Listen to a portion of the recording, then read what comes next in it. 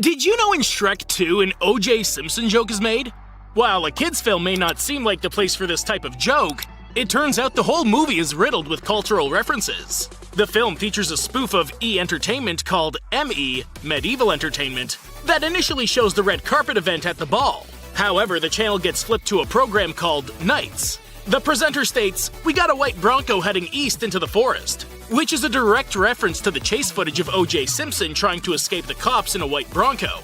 Did you know in Avengers Age of Ultron, one scene actually took 360 days to complete? The scene where Ultron has all of the drones fly down and latch themselves onto the truck in Seoul took forever. That's actually because the whole thing was handled by one animator. When he was done, he received a party and a bottle of champagne.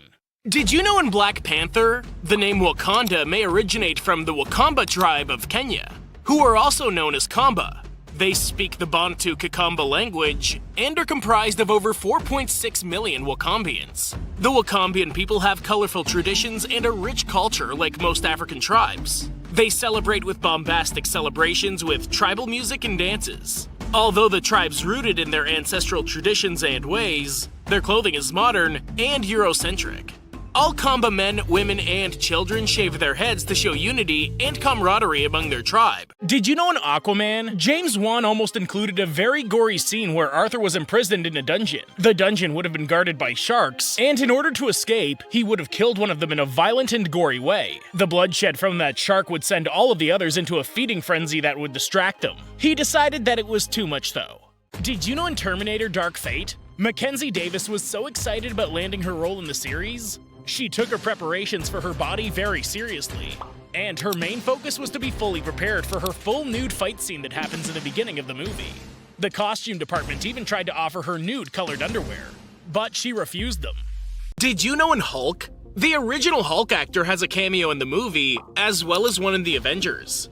Lou Ferrigno was the first actor to portray the Hulk back in 1977 in the Incredible Hulk TV series up until it ended in 1997. So it's only fitting he had a cameo in the movie playing a security guard walking alongside comic book creator Stan Lee. He also had a role in the Avengers' first movie, doing some of the voice work for the Hulk, despite Mark Ruffalo taking over his job and portraying Bruce Banner. But did you know in Into the Woods, acting legend Meryl Streep nearly had a near-death experience?